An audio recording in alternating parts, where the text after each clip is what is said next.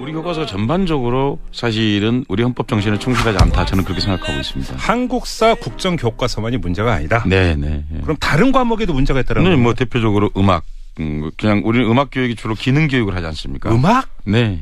음악 교과서에 문제가 있다. 그럼 미술 교과서도 문제가 있고요. 미술? 예. 그리고 국어 교과서는 더욱더 문제가 있고 국어라는 게 사실 한국어 교육이지 않습니까? 그렇죠. 예. 그러니까 그렇다면 한국어의 기술적인 측면은 중요한 게 아니라 한국어로 표현된 정신세계도 중요한 것이지 않습니까? 그러니까 문제가 있다라고 하는 게 그 교과서 내용에 그렇습니다. 실리면 안 되는 내용이 담겨 있다. 뭐 그런다든지 아니면 실어야 되는 거를 실지 않았다든지 그런 것들이죠. 그러면 그러니까 상대적으로 조금 더 친근한 이건 제 기준입니다. 네네. 이제 학교 다닐 때 기준으로 국어. 네. 국어 교과서부터 한번 얘기를 해보죠. 어떤 점에 문제가 사실 근데 제가 이렇게 지금 김종배 색다른 시대로 나와서 얘기하고 있는 이유가 있습니다. 네. 그냥 정치자 여러분들하고 같이 알자고만 하는 취지가 아니고 새로운 정보가 사실 나왔지 않습니까? 네. 새로운 정보는 일종의 촛불 시민혁명의 산물로 등장했습니다. 네. 그러면 촛불 시민들이 다 이런 사실을 알고 있지는 않더라도 제가 오늘 하는 그런 얘기들 하면 이 말 이렇게 고치자 하는 그런 말씀을 하시는 그런 취지를 가지고 있다고 생각합니다. 그러니까 이제 국민 제안의 성격이 있다. 네, 그렇습니다. 그러니까 저번에 이제 그 2만 원짜리 화폐를 만들면서 안중근 의사를 화폐 속에 인물을 한번 넣자. 그렇습니다. 라고 제안을 하신 적이 있는데 그러면 그 2탄 정도로 이해를 하면 되겠네요. 그렇게 생각하시면 될 것 같습니다. 좋습니다. 앞으로도 그런 얘기를 몇 가지 더 할 수 있을 것 같은 생각이 듭니다. 그러니까 무슨 정략적 문제가 아니라 우리 국민 혹은 우리 민족이면 반드시 그렇게 해야 되는 것들 몇 가지가 저는 있다고 생각합니다. 보편적 민족 감정이나 시민 의식에 기초해. 네, 그렇습니다. 그러니까 그런 얘기를 해보고 싶습니다. 우리가 교과서에서 늘 배우는 건데요.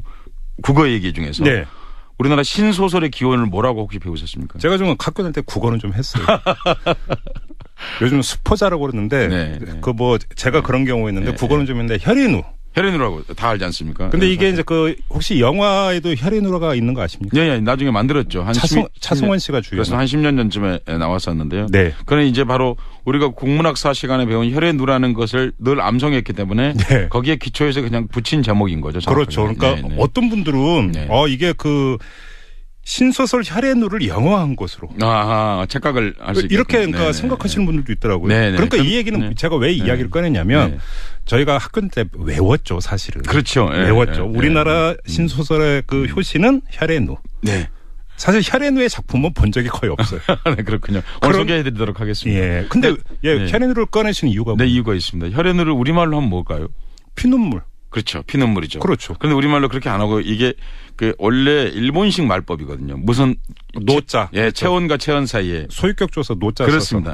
그걸 이제 넣은 거죠. 그러니까 그 전에 우리나라 한글로 쓴 고조선 이래로 어떤 작품에도 무슨 명사와 명사 사이에 의를 넣어가지고 제목을 붙인 작품이 없습니다. 진짜 그렇습니다. 그럼 이게 다 일본식 어법입니까? 네, 어법이죠. 그러니까 사실 한자로 써도 그냥 혈루면 되거든요. 우리가 혈루를 흘렸다. 그렇죠. 불루를 흘렸다. 그렇죠. 이렇게 되어 있는데 그것은 문학이 기본적으로 모국어에 봉사하는 산물이라고 본다고 한다면 당연히 피눈물 이렇게 했어야 되겠죠. 그냥 혈루라고 하면 되는 건데. 한자도 우리 모국어의 한 영역이 이미 들어와 있기 때문에 필요하면 혈루 이렇게 됐던 것을 혈의 누라고 굳이 그렇게 썼던 것이죠. 왜냐하면 이 인직은 한국 국비 유학생으로 일본에 건너갔다가 돌아올 때는 너일전쟁 때 일본 군인 통역관으로 한국에 상륙했습니다. 군함을 타고 상륙했습니다. 그랬어요? 네. 그러니까 놀라운 일이죠. 한국 돈으로 유학을 갔다가 돌아올 때는 일본의 장학생도 아니고 군인 통역 사실상 장교나 마찬가지인 거죠. 그런 사람으로 이제 그 당시에는 통역이라고 안 그랬고 통변이라고 그랬는데요. 그러니까 통변으로 한국에 돌아왔던 그런 사람입니다. 그런데 이 사람이 실제로는 가장 오랫동안 했던 일 중에 하나가 이완용이라고 하는 사람 혹시 국민들 다 아시겠죠? 이완용 모르면 대한 국민이 아니지. 그렇죠. 이완용이 비서였습니다. 이걸 참. 언제 뛰었습니까? 우리가 일본말로 합방을 할 때, 우리말로는 이제 병탄을 당할 때. 그렇죠. 병탄을 당할 때. 경술국치고. 경술국치를 할 때 이 사람이 바로 당시에 비서였습니다. 그래서 그러면 이완용이 일본말을 못했습니다. 이완용이 친일 행적을 열심히 할 때 비서였네요. 그렇죠. 나라를 팔아먹을 때. 그러니까. 열심히라기보다는 나라를 팔아먹을 때. 그때 비서였기 때문에 더구나 이완용이 일본어를 몰랐기 때문에 이 인직을 통해서 그 일본어로 된 문서들 다 번역해서 보게 되었고 이른바 합방 문서의 초안도 이 인직이 먼저 보았다. 이렇게 말하는 게 맞겠죠. 왜냐하면 한글로 되어 있는 게 아니라 일본어로 먼저 되어 있었기 때문이죠. 그리고 그 당시에 일본 사람들하고 거래를 할 때도 그러니까 1910년 8월 22일 날 나라가 망했거든요. 네. 그런데 발표는 29일 날 했습니다. 그런데 그 전에 이제 협상을 한 게 그 8월 4일 날 협상을 했는데 그 당시에 일본에 건너가서 이 일본 사람들하고 협상을 할 때도 이완용이 한 게 아니라 바로 이인직이 했습니다. 한마디로 민족 반역자군요. 그러니까. 뭐 그보다 더한 말이 있으면 그렇게 써야겠죠, 사실은요. 그러니까. 예, 예. 근데 이런 사람의 그 작품을 교과서에 버젓이 실어놓고 있다. 이뿐만 아니라 그건 실는다 하면 비판적으로 읽을 수 있도록 해야 되겠죠. 그렇죠. 가령 이런 제목의 문제점을 삼는다든지. 그렇죠. 그리고 그 또 하나는 이인직이라는 작가의 삶에 대해서도 삶과 작품이 분리되지 않습니다. 네. 그러니까 그런 것들도 같이 얘기했어야 되겠죠. 그리고 또 하나 작품 내용도 그렇습니다. 작품의 주인공이 이제 그 옥년이라고 하는 주인공인데요. 네. 그 당시 거기서는 표현을 청일전쟁으로 표현하고 있습니다. 근데 진짜 스토리가 뭐예요? 그 스토리 너무 간단합니다. 네. 옥년이라는 아이가 있는데 청일전쟁이 일어났습니다. 네. 이것이 과연 맞는 말일까요? 왜냐하면 그때 우리가 정확하게 말하면 그 해가 똑같은 해에 있었던 게 동학혁명입니다. 그렇죠.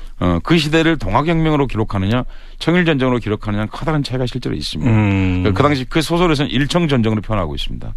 일천전쟁 때 평양에서 이제 전투가 벌어졌는데 네. 옥년이가 이제 부모를 잃고 거기서 한 사람이 옥년이를 구하게 됩니다. 네. 그 사람이 일본 군의관입니다. 스토리가 그래요? 그렇습니다. 그러니까 이게 그래서 일본으로 이 옥년이를 데리고 갑니다. 예. 제가 말을 하다가 갑자기 중치가 막히는데요. 그러니까 그 군의관이라는 말이 어떤 의미를 지니는 것이냐면요. 이 소설 속에서 지니는 무게 또 그리고 이 한마디 말 속에 두 가지 큰 제국주의적 의미가 들어있는데요. 예. 하나는 일본 군대는 평화군대라는 뜻을 상징합니다. 그 두 번째는 선진적 의료 기술을 가지고 있다는 것을 함축하고 있습니다. 그렇죠. 그러니까 그 제국주의가 제3세계 식민지를 침탈할 때 언제나 가장 앞세웠던 것이 사실은 군대가 아니고 의료행위였습니다. 의료 선계 그리고 그다음에 교육행위였습니다. 그러니까 저 폭력적인 걸 앞에 내세우지 않음으로써 그 사람들에게 그를 이제 따라오게 했던 것이죠. 네. 그중에서 의료는 특히 위생이라는 개념으로 한국에 들어오게 됩니다. 그렇죠. 그래서 한국 사람은 더럽고 지금 서구에서 혹은 일본을 통해서 들어오는 서구는 깨끗한 것이다. 이런 걸 상징하고 있습니다. 네네. 그래서 옥년이 이제 그 일본에 갔는데 군의관 일찍 죽습니다. 그래서 그 부인이 이 소녀를 학대합니다. 그래서 이 소녀가 고민 끝에 여러 사람을 만나고 하는데 결국 이제 워싱턴으로 건너가게 됩니다. 그리고는 워싱턴에서 공부를 열심히 해가지고 어느 학교를 수석으로 졸업을 하게 되는데 그게 신문에 나와가지고 마침 미국인의 도움으로 미국에 와 있던 아버지를 만나게 돼서 해우한다는 얘기입니다. 일본과 미국. 네. 그러니까 이분 제가 어디 그 신문에 글을 쓴 적이 있었습니다만은 이인직 혈연우는 친일 친미의 예언서에 가깝다. 그렇네요. 1906년에 썼지만 놀랍게도 전국적으로는 미국하고 잘 지내야 된다. 그런 걸 잘 보여주고 있습니다. 그러니까 이 그 작가도 문제가 있고 작품에도 문제가 그렇습니다. 있고. 근데 이런 게 그럼 교과서에서 제대로 학생들한테 가르치고 있느냐? 네. 안 가르치고 있습니다. 저는 배운 바가 없어요. 저는 배운 바가 없어요. 현재도 가르치지 않고 있습니다. 그냥 단순히 우리나라 최초의 신소설은 혈인우고 작가는 이인직이다. 이렇게만 배웠지. 외웠지. 그러니까 이 내용을 만약에 교과서에 읽혀놓고 같이 분석을 하게 하는 거 사실 문학에서 가장 중요한 게 창작을 대부분 사람은 창작을 하는 건 아니지 않습니까? 그럼요. 그러니까 되게 이제 분석을 하는 것이 일인데 그럼 이런 분석들을 제대로 하게 가르친다든지 사실은 이게 신소설을 기원으로 삼아야 하는지도 의문입니다. 왜냐하면 모국어로 쓴 것은 모국어를 사용하고 있는 사람들의 영혼에 복무해야 되는 것이거든요. 그런 점에서 우리 영혼에 복무하고 있다 이렇게 보기 참 어렵거든요. 아니 사실은 그 영혼이 담겨 있는 게 언어 아닙니까? 그렇습니다. 그렇죠. 언어 말고는 뭘 하겠습니까? 그럼요. 소설가 최명희 선생이 아주 언어에 대해서 기가 막힌 표현을 했는데요. 그 나라의 모국어는 그 나라 사람들의 지문이다 그랬습니다. 우리 집단 지문인 거죠, 사실. 그렇죠. 그러니까 그런 정도로 DNA인 거죠. 그렇게 중요한 것인데 그 내용이 이런 내용을 담지하고 있는데 교과서에서 이런 내용을 제대로 가르치지 않고 있다고 하는 것입니다. 사실 국사 교과서만의 문제가 아니라 현재 우리가 수십 년 동안 사용해온 72년 동안 사용해온 국어 교과서 한 대목만 짚어봤는데도 이렇게 심각한 문제가 실제로 가지고 있다는 겁니다. 참 큰일이네요, 정말. 혹시 사례가 더 있습니까? 수천 가지를 들 수 있는데요. 제가 우선 그 다음에 우리가 또 같이 늘 하면 같이 나오는 얘기가 최남선이 썼다고 하는 신체 시의 기원이지 않습니까? 해액에서 소년을. 그렇죠.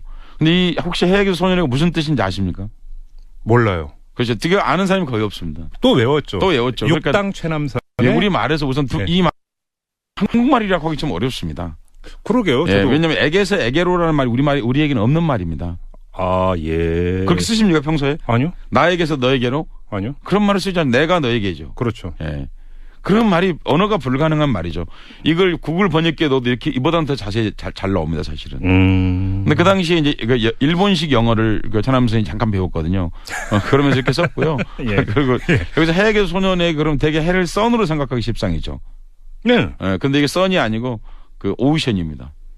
아, 바다 해자? 예, 예. 아. 그러니까 이게 한국인들이 한국 신체시라고 처음 배우긴 하는데 예. 그 말 뜻을 잘 알 수 없을 만큼 모국어의 일반적 규칙에서 벗어나 있다, 사실은. 아, 이게 태양이 아니고 바다였군요. 네. 그러니까 우리말로 다시 바꾸면 바다가 소년에게입니다. 그렇죠. 너무 이해하기 쉽잖아요. 바다가 소년에게 들려주는 이야기란 뜻이거든요. 예. 그렇게 쓰면 됐던 것인데 예. 그 당시에 뭐 해까지는 참는다 하더라도 그리고 또 이 시가 이제 바이런의 시를 모방했다. 뭐 그건 그 다음에 뭐 논외로 치더라도 네. 적어도 우리 말법에 온전히 충실하지 못하고 그 뒤에 또 천암선 작가가 천암선 이 나중에 친일을 했던 그런 뭐 그런까지 같이 제 얘기는 국어 시간에 당연히 한국어 시간에 네. 한국어를 가지고 살았던 사람들의 모욕적인 민족을 모욕했던 행위 또 그리고 자기의 개인의 삶을 잘 살기 위해서 했던 그런 일련의 행위들에서도 같이 가르쳐야 되는 게 아닌가 하는 네. 생각을 하지 않을 수 없는 것이죠. 자, 그러면 그러니까 신정부에 정말 새 정부는 이런 것들을 좀 고치는 교과서를 어떤 교과서 지침 같은 것을 제대로 내려가지고 네. 그렇게 학교에서 가르칠 수 있도록 그렇게 해야 되지 않는가 하는 생각을 해보게 됩니다. 지금 그 작가님이 두 가지 사례를 말씀하시지 않았습니까? 네네. 근데 왜 이런 걸 그럼 학교에서는 안 가르치는 겁니까? 해방이 되고 나서 제가 미술 얘기 하나를 더 해보겠습니다. 네. 그 우리 그 약한데. 음악 얘기를 해보겠습니다. 예능감은 좀 약해서. 네. 우리 헌법 초절이 이렇게 돼 있지 않습니까? 유구한 역사 전통을 자랑하는 우리 대한 국민은 그렇죠. 3.1운동으로 걸렸던 임시정부의 법통을 개정하고 네. 그 다음 줄이 이제 4.19의 저항정신을 잇는다고 되어 있습니다. 맞아요. 예. 그렇다고 한다면 예. 우리 그 음악 교과서에 실려야 될 노래는 두 종류의 노래를 꼽을 수 있습니다. 아, 그렇죠. 그러니까 네. 3.1군 그러니까 그 임시정부의 법통을 개정하니까 당연히 항일 과정에서 불렀던 노래. 네. 독립군의 그러니까 독립군가라든지 이런 것들이 혹시 배우신 적 있으십니까? 전 대학 가서야 배웠어요. 근데 그것도 선배들하고 같이 술집에서. 그렇죠. 친구들하고 배운 거지. 예. 학교 교육 과정에서 배운 건 없지 않습니까? 학교에서는 차라리 미국 민요는 배웠죠. 미국 민요. 그렇지 않습니까? 진짜 그러고 보니까 그렇네. 예. 이게 참 희한한 나라예요. 예. 그러니까 헌법은 임시정부에서부터 지금까지 한 번도 빼놓지 않고 3.1운동을 개정한다고 되어 있습니다. 네. 그런데 교과서에서는 그 3.1운동 때 불렀던 그리고 3.1운동 그 이후에 불렀던 예. 독립운동과 관련된 네. 그런 활동을 음악적으로 배운 적이 우리가 없습니다. 네. 한국 근대 음악의 뿌리가 무엇이냐. 예. 그리고 근대 음악의 그것이 가장 그 근대 음악의 기법으로 가장 폭넓게 대중의 가슴을 울렸고 우리의 심장을 뛰게 했던 노래가 무엇이냐 한다면 당연히 압록강 행진곡 뭐 등등을 포함한 우리 독립군들이 불렀던 노래라고 그렇게 말할 수 있습니다. 그렇죠. 설령 남이 이걸 못 가르치게 하더라도 우리 교과서는 당연히 이걸 집어넣어서 가르쳐야 하지 않습니까? 아주 상식적인 지금 문제 제기인데. 제가 지금 얘기하고 있는 아주 상식적인 문제 제기입니다. 뒤통수를 지금 강타고 계십니다. 네네. 그렇죠. 네. 너무나도 상식적인 얘기인데 지금까지 한 번도 진행된 적이 없습니다. 오수산나 이런 거 배우는데. 네, 그렇죠. 오수제너. 네. 오수제너죠. 네, 발음이 좀 뭐라서 죄송합니다. 저 학교 때 그렇게 그랬군요. 그렇게 쓸 수 있겠네요. 그러니까 독립군 노래는 배운 적이 없죠. 그렇죠. 우리 국민들이 제가 여쭤보고 싶습니다. 학교 다닐 때 독립군가를 배운 적이 있으신가요? 그랬다면 아마 음악 교과서 밖에 어떤 선생님께서 특별히 독립군들을 좋아하셔가지고 가르친다든지 하는 그런 일이 있었을 것입니다. 어떤 교과서에 잠깐 실린 적은 한 번 딱 있었습니다. 김대중 정부 무렵에. 그러다 다시 빠졌습니다. 그랬었어요. 그러니까 그러나 그거 요새 출판사들이 다 자기들이 알아서 실리게 돼 있지 않습니까? 그것이 학교별로 선택하게 돼 있는데 교육부가 일정한 지침을 가질 필요가 있다. 합법적인 그 테두리 내에서 그리고 합헌적인 테두리 내에서 헌법 정신에 충실한 반영을 해요. 그리고 사실 이 방송에서 얘기한 적이 있었습니다만 이번에 문재인 대통령께서 광주의 망월동에 내려가서 재창을 했던 노래 임을 위한 행진곡. 그 4.19 법통을 개성한다 이렇게 돼 있다고 한다면 민주정신을 개성한 대표적인 노래 한 곡 정도는 음악교육관에 배워야 되지 않을까요? 그렇죠.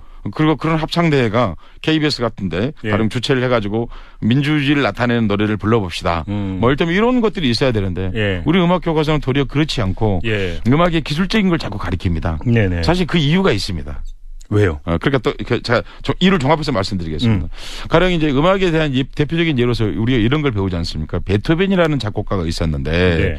교향곡 5번을 만들었는데 에로이카다. 네. 그런데 나폴레옹에게 이걸 헌정했는데 나폴레옹이 황제가 됐다는 얘기를 듣고 그 표지를 찢어졌다고 하더라. 이건 전 세계인이 다 알고 있는 것이지 않습니까? 사실 이 말이 담고 있는 뜻이 무엇이냐면요. 단지 나폴레옹을 욕한 게 아닙니다. 베토벤이 지향하는 음악은 시민혁명을 지지한다는 뜻입니다. 그렇죠.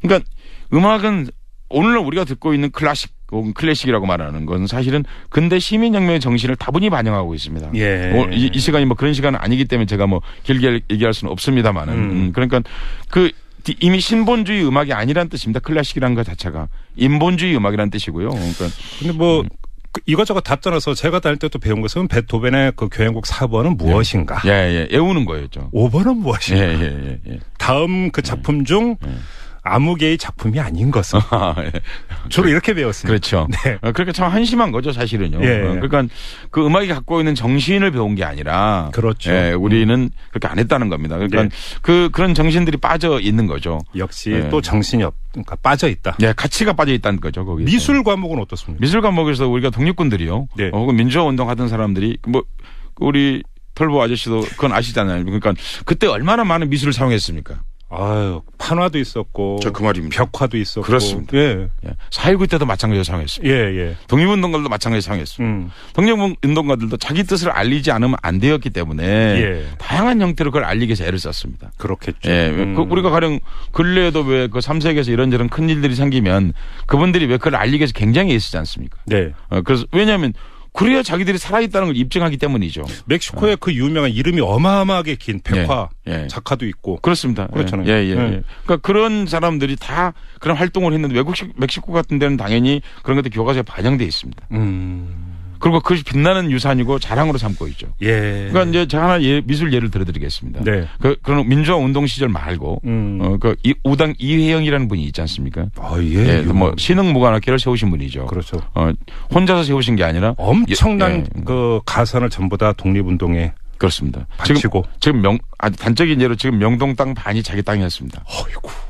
그리고 그냥 갖고 있었습니다. 양주 땅의 상당 부분의 땅의 대부분을 이분이 가지고 있었습니다. 그러니까 당대 조선의 최고 부자 중에 한 명. 한 명이 아니라 최고 부자였습니다. 그러니까. 최고 부자였는데 이분이 1910년 12월 말에 나라가 망하자 전 재산을 가산을 급하게 정리해서 대부분 땅은 사실 못 팔았습니다. 못 팔고 그 압록강을 건너서 망명해가지고 그리고 이 만주에 가서 그 삼원보라는 데 가서 이제 신흥무관학교를 열었습니다. 그렇죠. 그리고 이제 그분이 가산을 다 탕진해서 독립운동 하느라고. 사실 이혜영 선생 여러분 기억하시다 같이 기억하셔야 되는 게 우리가 정말 빛나는 그 자랑으로 삼고 있는 것 중에 하나가 일제하고 전면전으로 맞서서 거뒀던 두 번의 승리가 있지 않습니까? 1920년 6월에 있었던 봉오동 전투. 그리고 10월에 있었던 청산리 전투지 않습니까? 그렇죠. 그때 주력 지휘관들이 바로 신흥무관학교 출신들입니다. 그리고 약산 김원봉 선생도 신흥무관학교 출신입니다. 아리랑의 김산도 신흥무관학교 출신입니다. 우리 독립운동에 우리 가슴을 뛰게 하는 사람들 다수는 신흥무관학교 출신들입니다. 그 신흥무관학교를 세운 분이 전 재산을 이제 다 이회영 선생 다 이제 날리시고 베이징에 와서 살고 계셨습니다. 근데 이분이 원래 집안이 전통이 좋은 집안에 성장했기 때문에 이 그림을 잘 그리셨어요. 난초를 뭐 한자로 이제 묵난이라고 그러는데 난초를 잘 그렸습니다. 근데 누구처럼 잘 그릴 수 있었냐면 그 김정희처럼 잘 그릴 수 있었습니다. 추사 김정희?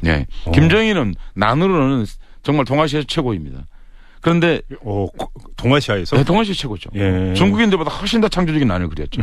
그런데 이제 그 김정희의 수제자가 누구냐면 그 이항 흥선 대원군. 제가 지금 그 여쭤보려고. 대원군이 그렇게 난을 많이 쳐가지고 팔고 뭐 했다 이런 게 전해지고 있지 않습니까? 그러니까 대원군이 되어가지고 김정희의 제자가 된 것은 절대로 아닙니다. 그 전에.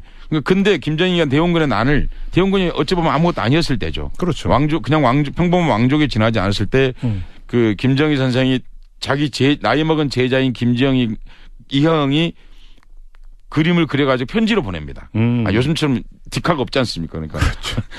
난을 그래서 보내니까 그 난을 보고 평을 써주는데 네가 해동에서 최고다 이랬습니다. 오. 김정희는 이 평가에 아주 인색한 사람이었습니다. 그런데도. 예, 그래서 평생 그것 때문에 철종실록이 아예 나옵니다. 김정희는 모든 게 뛰어나는데 그 입에서 나오는 독설 때문에 늘 온수가 적이 많다. 실록에 나올 정도면 얼마나 네. 그 작품 분평에 냉정한 사람이었겠습니까? 그런데 그 이항을 그렇게 칭찬했는데 그 이항이 이제 흥선대원군 시절에 그 베이징, 천진에 볼모로 끌려가 있었지 않습니까? 네. 그러니까 그 볼모로 끌려갔을 때 사람들이 찾아오면 난을 많이 그려줬습니다. 그러니까 사람들이 이제 다시 이혜영이 망명이 오니까 이혜영 선생한테 물어본 겁니다. 혹시 당신 대원군 그림 갖고 있지 않냐? 안 갖고 있다. 그럼 이 사람들 더 갖고 있다고 생각한 거예요. 숨기고 있구나. 네, 숨기고 있구나. 예. 왜냐하면 위안스카이가 한성에 왔을 때 한양에 왔을 적에 누구네 집에서 잤냐면 바로 얼마나 집이 좋았으면 우당 이혜영 선생 집에서 잠을 잤습니다. 거기서 기거했어요. 예. 예. 그러니까 조선 왕궁만큼 집이 좋았기 때문에 거기서 기거했다는 거지 않습니까? 그러니까 얼마나 대단한 그 당시 집이 지금의 명동성당 앞에 있었는데요. 네. 그러니까 그런 분이었기 때문에 당신이 그런 보물이 없을 리가 없다. 중국인들이 자꾸 이제 그러는 거예요.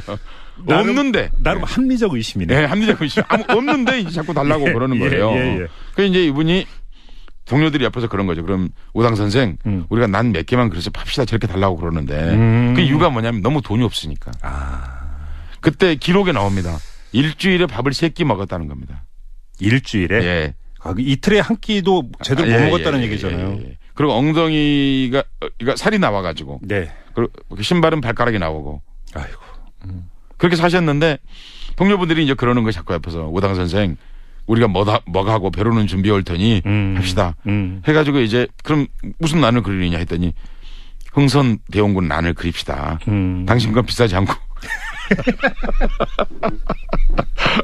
그러니까 위작을 그리신 거죠. 예, 예. 그래서 이제 그걸 종이를 먼저 담배 재에다 이렇게 우려가지고 옛날 종이처럼. 그 영화에서 봤는데 그러니까 그 한지부터 이제 옛날 것처럼 그렇게 한 거죠. 그렇게 하고 이제 그 위에 그림을 그리고 또 우당 선생이 뭘 잘하셨냐면요. 판각을 잘하셨어요. 서각을. 도장을 잘 파셨어요. 재주가 아주 좋으신 분이었습니다. 예. 대원군 도장처럼 이제 만들고 또 누가 해가지고 이제 그걸 낙인까지 위주해. 예. 그래서 이렇게 그걸 들고서 이제 골동품상에 이제 가는 거죠.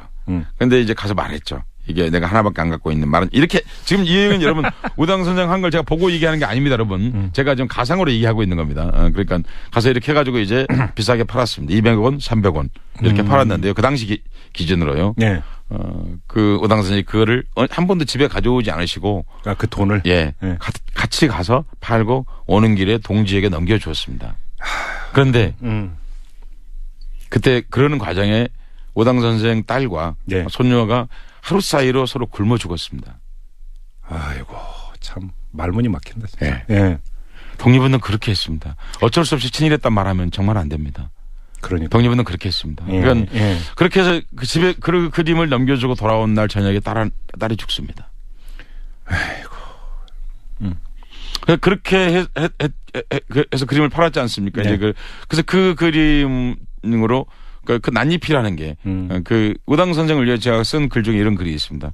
낫잎이 칼을 품지 않으면 한낱 풀잎에 지나지 않고 칼이 낫잎을 품지 못하면 한낱 무기에 지나지 않는다. 네. 그러니까 정말 시심이 있는 난을 그리신 거고 독립을 위해서 난을 그리고 저는 동아시아 문난 중에 최고의 경지는 우당 이혜영의 위작이 있다.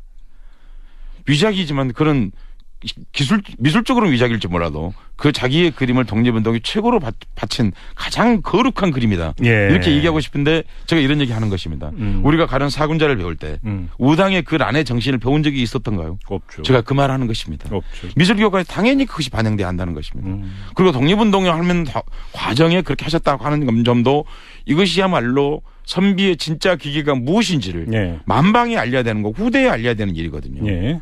그런데 우리 미술교과서는 전혀 이런 걸 가르치지 않죠. 뿐만 아니라 예. 우리가 알고 있는 위대한 화가라고 지금 한국에서 꼽고 있는 대부분의 화가들이 사실 일제시대 친일 화가들이었다는 겁니다.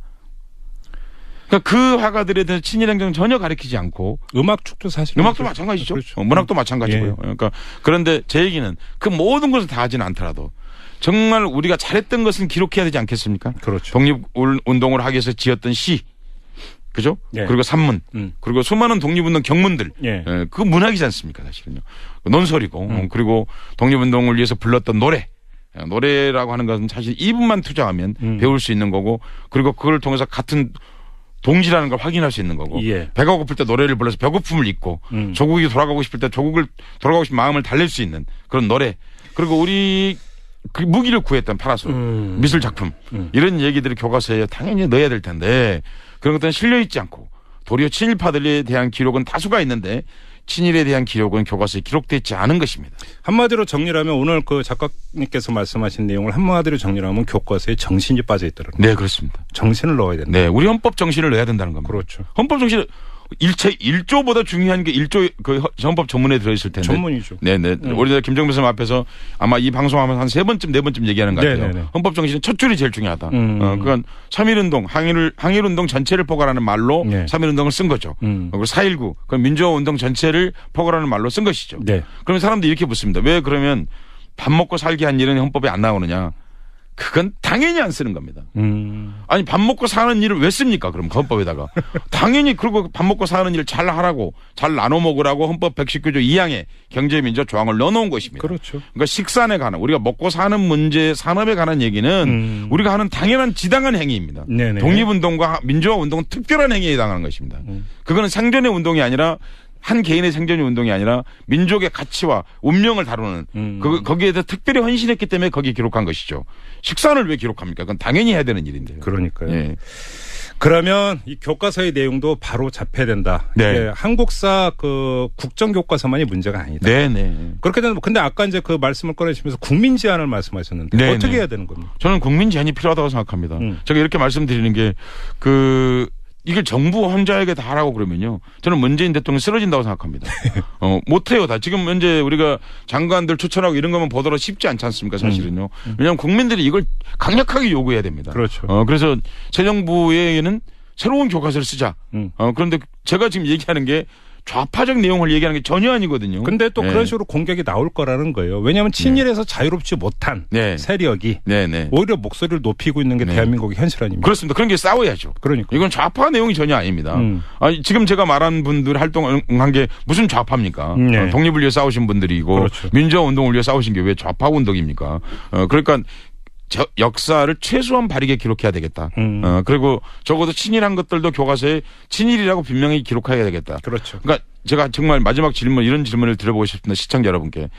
신소설의 기원으로서 쓴 작가 이인직이 중요합니까? 나라를 팔아먹었는데 기여한 이인직이 중요합니까? 명백하게 나라를 팔아먹었을 때 했던 그 역할이 우리가 알아두는 게 훨씬 더 중요한 기록입니다. 그렇죠. 예. 소설 한 편 없이는 한편보다 훨씬 더 중요한 게 나라의 운명이겠죠. 오늘 우리가 이런 고통을 당하고 있는 모든 운명의 뿌리는 사실 바로 식민지를 당했던 데 사실 있는 거 아니겠습니까? 그렇죠. 예. 그런 점에서 이렇게 국민청원 방식으로 그 많은 사람이 나서서 저뿐만이 아니라 수백 명, 수천 명, 수만 명이 나서서 정부에 이런 제안을 하고 그걸 통해서 교과서를 전면적 개정을 했으면 하는 그런 바람을 갖습니다. 알겠습니다. 토를 달 이유가 전혀 없을 것 같고요. 이 모든 판단은 우리 애청자 여러분께 맡기고 또 능히 여러분들이 지금 판단을 해서 한 가지만 더 말씀드리고 싶습니다. 제가 서울대 병원에서 파업을 했을 적에요. 그분들이 저를 강사로 부르셨어요. 노조에서. 그래서 가서 이런 얘기를 제가 했습니다. 혹시 여러분들 그 한국 독립운동, 항일운동하는 무장투쟁하는 과정에서 간호사가 있었다는 걸 아십니까? 있었어요? 부상을 당하는데. 당연히 있었겠죠. 당연히 있었겠죠. 제가 그래서 얘기했어요. 왜 안 비오셨습니까? 왜 안 찾아보셨습니까? 우리가 무장투쟁 하는데 우리는 부상 안 당합니까? 네. 그렇게 물었어요. 그러고는 제가 한 간호사를 말씀드렸습니다. 그래서 이렇게 말씀을 드렸어요. 그분들이 몇 명을 소개했습니다. 그 중에 남자도 있고, 여성도 있고. 근데 우리가 아는 간호사는 나이팅게일밖에. 그렇죠. 뭔가 이게 크게 잘못됐다는 겁니다. 그러니까요. 예. 그리고 그분들이 그 부상당한 우리 독립군들을 치료하고 그분들의 잘린 팔다리를 안고 묻어주고 하는 그런 얘기가 굵게 기록되지는 않습니다만 작게 기록되어 있습니다.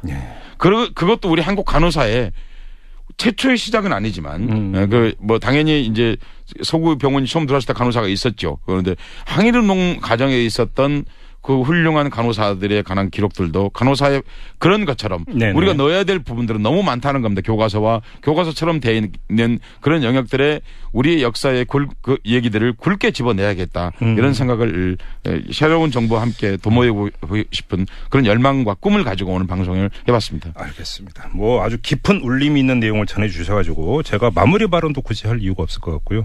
여운을 계속 깔면서 오늘의 말씀 마무리하도록 하겠습니다. 서혜성 작가와 함께했던 박학다슬이었습니다. 고맙습니다. 고맙습니다. 그 당시 거기서는 표현을 청일전쟁으로 표현하고 있습니다. 아, 근데 진짜 스토리가 뭐예요? 그 스토리 너무 간단합니다. 네. 옥년이라는 아이가 있는데 청일전쟁이 일어났습니다. 네. 이것이 과연 맞는 말일까요? 왜냐하면 그때 우리가 정확하게 말하면 그 해가 똑같은 해에 있었던 게 동학혁명입니다. 그렇죠. 그 시대를 동학혁명으로 기록하느냐 청일전쟁으로 기록하느냐 커다란 차이가 실제로 있습니다. 그 당시 그 소설에서는 일청전쟁으로 표현하고 있습니다. 일천전쟁 때 평양에서 이제 전투가 벌어졌는데 네. 옥년이가 이제 부모를 잃고 거기서 한 사람이 옥년이를 구하게 됩니다. 네. 그 사람이 일본 군의관입니다.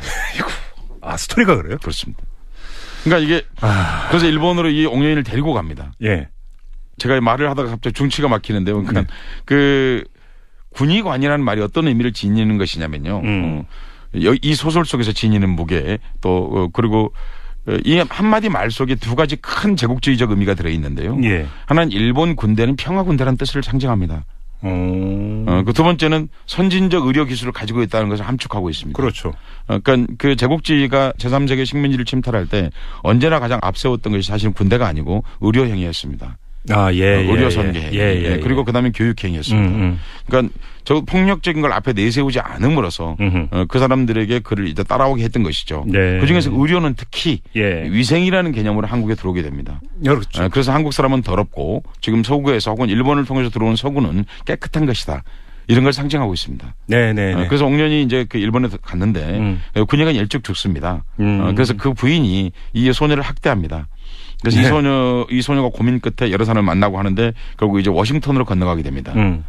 그리고는 워싱턴에서 공부를 열심히 해가지고 어느 학교를 수석으로 졸업을 하게 되는데 그게 신문에 나와가지고 마침 미국인의 도움으로 미국에 와 있던 아버지를 만나게 돼서 해우한다는 얘기입니다.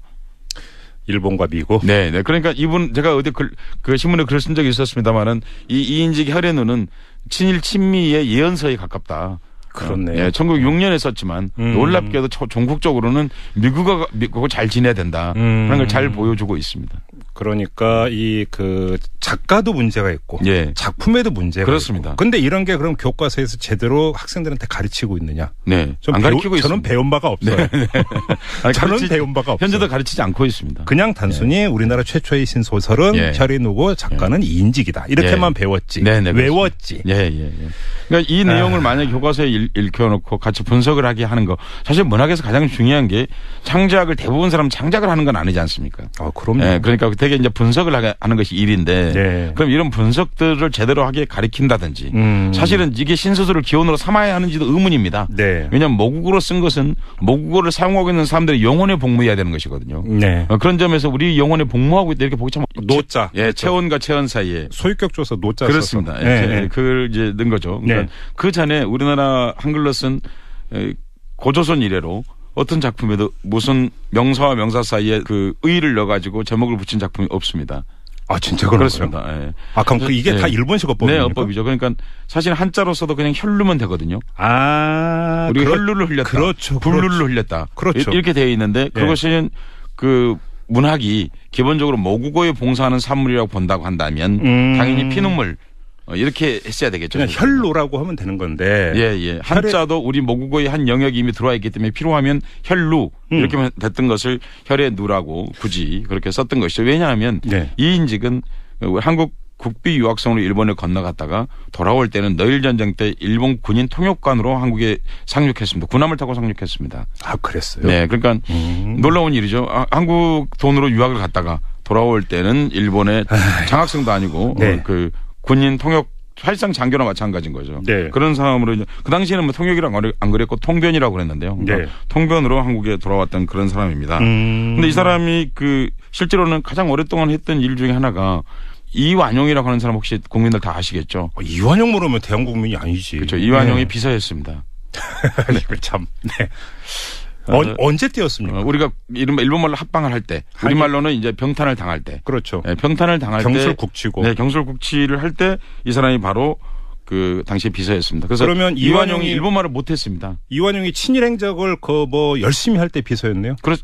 나라를 팔아먹을 때. 그러니까. 열심히라기보다는 나라를 팔아먹을 때. 네. 네, 그때 비서였기 때문에 더구나 이완용이 일본어를 몰랐기 때문에 네. 이 인직을 통해서 그 일본어로 된 문서들 다 번역해서 보게 되었고 네. 이른바 합방 문서의 초안도 이 인직이 먼저 보았다. 이렇게 말하는 게 맞겠죠. 왜냐하면 한글로 되어 있는 게 아니라 일본어로 먼저 되어 있었기 때문이죠. 그리고 그 당시에 일본 사람들하고 거래를 할 때도 그러니까 1910년 8월 22일 날 나라가 망했거든요. 네. 그런데 발표는 29일 날 했습니다. 그런데 그 전에 이제 협상을 한 게 그 8월 4일 날 협상을 했는데 그 당시에 일본에 건너가서 이 일본 사람들하고 협상을 할 때도 이완용이 한 게 아니라 바로 이 인직이 했습니다. 한마디로 민족 반역자군요. 그러니까. 뭐 그보다 더한 말이 있으면 그렇게 써야겠죠, 사실은요. 그러니까. 예, 예. 근데 이런 사람의 그 작품을 교과서에 버젓이 실어놓고 있다. 이뿐만 아니라 그건 실는다 하면 비판적으로 읽을 수 있도록 해야 되겠죠. 그렇죠. 가령 이런 제목의 문제점을 삼는다든지. 그렇죠. 그리고 그 또 하나는 이 인직이란 작가의 삶에 대해서도 삶과 작품이 분리되지 않습니다. 네. 그러니까 그런 것들도 같이 얘기했어야 되겠죠. 그리고 또 하나 작품 내용도 그렇습니다. 작품의 주인공이 이제 그 옥년이라고 하는 주인공인데요. 네. 그 어렵거든요. 아니 사실은 그 영혼이 담겨 있는 게 언어 아닙니까? 그렇습니다. 예. 그렇죠. 언어 말고는 뭘 하겠습니까? 그럼요. 소설가 최명희 선생이 아주 언어에 대해서 기가 막힌 표현을 했는데요. 네. 그 나라의 모국어는 그 나라 사람들의 지문이다 그랬습니다. 우리 집단 지문인 거죠, 사실. 그렇죠. 네. 그렇죠. 그러니까 그런 정도로 DNA인 거죠. 그렇게 중요한 것인데 그 내용이 이런 내용을 담지하고 있는데 교과서에서 이런 내용을 제대로 가리키지 않고 있다고 하는 것입니다. 사실 국사 교과서만의 문제가 아니라 현재 우리가 수십 년 동안 사용해온 72년 동안 사용해온 국어 교과서 한 대목만 짚어봤는데도 이렇게 심각한 문제가 실제로 가지고 있다는 겁니다. 참 큰일이네요, 정말. 혹시 사례가 더 있습니까? 수천 가지를 들 수 있는데요. 제가 우선 그 다음에 우리가 또 같이 늘 하면 같이 나오는 얘기가 최남선이 썼다고 하는 신채시의 기원이지 않습니까? 해액에서 소년회. 그렇죠. 근데 혹시 해액에서 소년회가 무슨 뜻인지 아십니까? 몰라요. 그렇죠. 되게 아는 사람이 거의 없습니다. 또 외웠죠. 육당 그러니까 최남선. 우리 말에서 우선 이 말 한국말이라고 하기 좀 어렵습니다. 그러게요. 예, 왜냐하면 에게에서 에게로라는 말이 우리에게는 없는 말입니다. 아, 예. 그렇게 쓰십니까 평소에? 아니요. 나에게서 너에게로? 아니요. 그런 말을 쓰지 않아요. 내가 너에게죠. 그렇죠. 예. 그런 말이 언어가 불가능한 말이죠. 이걸 구글 번역기에 넣어도 이렇게 이보다는 더 자세히 잘 나옵니다, 사실은. 근데 그 당시에 이제 일본식 영어를 최남선이 잠깐 배웠거든요. 그러면서 이렇게 썼고요. 예. 그리고 여기서 해에게서 소년에 그럼 되게 해를 선으로 생각하기 십상이죠. 네. 예. 근데 이게 선이 아니고 그 오션입니다. 아, 바다 해자? 예, 예. 아.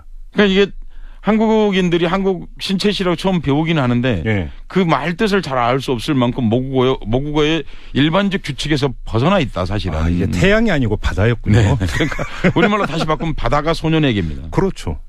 너무 이해하기 쉽잖아요. 바다가 소년에게 들려주는 이야기란 뜻이거든요. 예.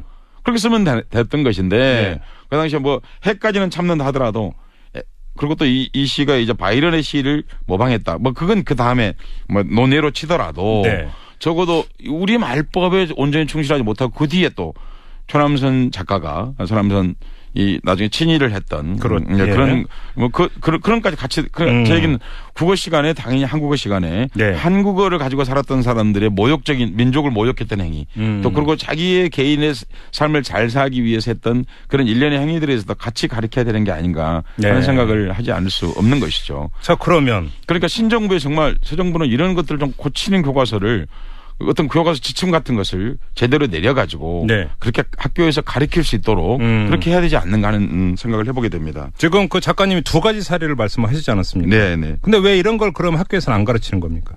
해방이 되고 나서 제가 미술 얘기 하나를 더 해보겠습니다. 네. 약한데요. 네. 우리 교과서가 전반적으로 사실은 우리 헌법 정신에 충실하지 않다. 저는 그렇게 생각하고 있습니다. 한국사 국정 교과서만이 문제가 아니다. 네네. 그럼 다른 과목에도 문제가 있다는 거예요? 뭐 대표적으로 음악. 그냥 우리는 음악 교육이 주로 기능 교육을 하지 않습니까? 음악? 네. 음악 교과서에 문제가 있다. 그럼 미술 교과서도 문제가 있고요. 미술? 네. 그리고 국어 교과서는 더욱더 문제가 있고 국어라는 게 사실 한국어 교육이지 않습니까? 그렇죠. 네. 그러니까 그렇다면 한국어의 기술적인 측면만 중요한 게 아니라 한국어로 표현된 정신세계도 중요한 것이죠. 그러니까 문제가 있다라고 하는 게 그 교과서 내용에 그렇습니다. 실리면 안 되는 내용이 담겨 있다. 뭐 그런다든지 아니면 실어야 되는 거를 실지 않았다든지 그런 것들이죠. 그러면 그러니까 상대적으로 조금 더 친근한 네. 이건 제 기준입니다. 네네. 이제 학교 다닐 때 기준으로 국어. 네. 국어 교과서부터 한번 얘기를 해보죠. 어떤 점에 문제가 사실 근데 제가 이렇게 지금 김종배 색다른 시대로 나와서 얘기하고 있는 이유가 있습니다. 네. 그냥 정치자 여러분들하고 같이 알자고만 하는 취지가 아니고 새로운 정부가 사실 나왔지 않습니까? 네. 새로운 정부는 일종의 촛불 시민혁명의 산물로 등장했습니다. 네. 그럼 촛불 시민들이 다 이런 사실을 알고 있지는 않더라도 제가 오늘 하는 그런 얘기들 하면 이 말 이렇게 고치자 하는 그런 말씀을 하시는 그런 취지를 가지고 있다고 생각합니다. 그러니까 이제 국민 제안의 성격이 있다. 네, 그렇습니다. 그러니까 저번에 이제 그 2만 원짜리 화폐를 만들면서 안중근 의사를 화폐 속에 인물을 한번 넣자. 그렇습니다. 라고 제안을 하신 적이 있는데 그러면 그 2탄 정도로 이해를 하면 되겠네요. 그렇게 생각하시면 될 것 같습니다. 좋습니다. 앞으로도 그런 얘기를 몇 가지 더 할 수 있을 것 같은 생각이 듭니다. 예. 그러니까 무슨 정략적 문제가 아니라 우리 국민 혹은 우리 민족이면 반드시 그렇게 해야 되는 것들 몇 가지가 저는 있다고 생각합니다. 보편적 민족 감정이나 시민의식에 기초해. 네, 그렇습니다. 그러니까 그런 얘기를 해보고 싶습니다. 우리가 교과서에서 늘 배우는 건데요. 국어 얘기 중에서. 네. 우리나라 신소설의 기원을 뭐라고 혹시 배우셨습니까? 제가 좀 학교 다닐 때 국어는 좀 했어요. 요즘 수포자라고 그러는데 제가 그런 경우가 있는데 국어는 좀 했는데 혈인우라고 다 알지 않습니까? 근데 이게 이제 혹시 영화에도 혈인우가 있는 거 아십니까? 네, 나중에 만들었죠. 차승원 씨가 주연. 그래서 한 10년 전쯤에 나왔었는데요. 네. 그는 이제 바로 우리가 국문학사 시간에 배운 혈인우라는 것을 늘 암송했기 때문에 거기에 기초해서 그냥 붙인 제목인 거죠. 정확하게. 그렇죠. 그러니까 어떤 분들은 이게 신소설 혈의누를 영화한 것으로. 착각을 할 수 있겠군요. 이렇게 그러니까 생각하시는 분들도 있더라고요. 그러니까 이 얘기는 제가 왜 이야기를 꺼냈냐면 저희가 학교 때 외웠죠, 사실은. 그렇죠. 외웠죠. 우리나라 신소설의 효시는 혈의누. 네. 사실 혈의누의 작품은 본 적이 거의 없어요. 네, 그렇군요. 오늘 소개해드리도록 하겠습니다. 근데 혈의누를 꺼내신 이유가 뭐예요? 네, 이유가 있습니다. 혈의누를 우리말로 하면 뭘까요? 피눈물. 그렇죠. 피눈물이죠. 그렇죠. 그런데 우리말로 그렇게 안 하고 이게 원래 일본식 말법이거든요. 무슨 음악 얘기를 해보겠습니다. 예능감은 좀 약해져요. 네. 우리 헌법 초절이 이렇게 돼 있지 않습니까? 유구한 역사 전통을 자랑하는 우리 대한국민은 그렇죠. 3.1운동으로 건립된 임시정부의 법통을 개성하고 그 다음 줄이 이제 4.19의 저항정신을 잇는다고 되어 있습니다. 맞아요. 그렇다고 한다면 우리 음악 교과서에 실려야 될 노래는 두 종류의 노래를 꼽을 수 있습니다. 그렇죠. 그러니까 3.1 그러니까 임시정부의 법통을 개성하니까 당연히 항일 과정에서 불렀던 노래. 그러니까 독립군가라든지 이런 것들이 혹시 배우신 적 있으십니까? 전 대학 가서야 배웠어요. 근데 그것도 선배들하고 같이 술집에서. 그래서 친구들하고 배운 거지. 학교 교육 과정에서 배운 건 없지 않습니까? 학교에서는 차라리 미국 민요는 배웠죠. 미국 민요. 그렇지 않습니까? 진짜 그러고 보니까 그렇네. 이게 참 희한한 나라예요. 그러니까 헌법은 임시정부에서부터 지금까지 한 번도 빼놓지 않고 3.1운동을 개성한다고 되어 있습니다. 그런데 교과서에서는 그 3.1운동 때 불렀던 그리고 3.1운동 그 이후에 불렀던 독립운동과 관련된 그런 활동을 음악적으로 배운 적이 우리가 없습니다. 한국 근대 음악의 뿌리가 무엇이냐 그리고 근대 음악의 그것이 가장 근대 음악의 기법으로 가장 폭넓게 대중의 가슴을 울렸고 우리의 심장을 뛰게 했던 노래가 무엇이냐 한다면 당연히 압록강 행진곡 등등을 포함한 우리 독립군들이 불렀던 노래라고 그렇게 말할 수 있습니다. 그렇죠. 설령 남이 이걸 못 가르치게 하더라도 우리 교과서는 당연히 이걸 집어넣어서 가르쳐야 하지 않습니까? 아주 상식적인 지금 문제 제기인데. 제가 지금 얘기하고 있는 아주 상식적인 문제 제기입니다. 뒤통수를 지금 강타고 계십니다. 그렇죠. 너무나도 상식적인 얘기인데 지금까지 한 번도 진행된 적이 없습니다. 오수산나 이런 거 배우는데. 그렇죠. 오수제너. 오수제너죠. 발음이 좀 뭐여서 죄송합니다. 저 학교 때 그렇게. 그렇군요. 그렇게 쓸 수 있겠네요. 그러니까 독립군 노래는 배운 적이 없죠. 그렇죠. 우리 국민들이 제가 여쭤보고 싶습니다. 학교 다닐 때 독립군가를 배운 적이 있으신가요? 그랬다면 아마 음악 교과서 밖에 어떤 선생님께서 특별히 독립군들을 좋아하셔가지고 가르친다든지 하는 그런 일이 있었을 것입니다. 어떤 교과서에 잠깐 실린 적은 한 번 딱 있었습니다. 김대중 정부 무렵에. 그러다 다시 빠졌습니다. 그랬었어요. 그러나 그거 요새 출판사들이 다 자기들이 알아서 실리게 돼 있지 않습니까? 그것이 학교별로 선택하게 돼 있는데 교육부가 일정한 지침을 가질 필요가 있다. 합법적인 테두리 내에서 그리고 합헌적인 테두리 내에서 헌법 정신에 충실한 반영을 해요. 그리고 사실 이 방송에서 얘기한 적이 있었습니다만 이번에 문재인 대통령께서 광주의 망월동에 내려가서 재창을 했던 노래 이물 위한 행진곡. 그 4.19 법통을 개성한다 이렇게 돼 있다고 한다면 민주정신을 개성한 대표적인 노래 한 곡 정도는 음악교육관에 배워야 되지 않을까요? 그렇죠. 그리고 그런 합창대회가 KBS 같은데 가령 주최를 해가지고 민주주의를 나타내는 노래를 불러봅시다. 뭐 일단 이런 것들이 있어야 되는데 우리 음악교과서는 도리어 그렇지 않고 음악의 기술적인 걸 자꾸 가리킵니다.